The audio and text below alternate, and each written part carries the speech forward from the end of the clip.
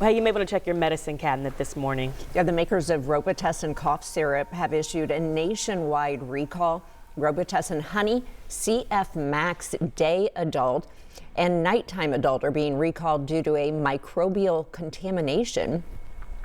So this could be dangerous for people who are immunocompromised or medically at risk. Yeah, the company says the products are unlikely to cause problems if you're not immunocompromised, but they don't rule out infections that could require more medical intervention. So if you have these in your medicine cabinet, you want to throw them out and stop using them immediately.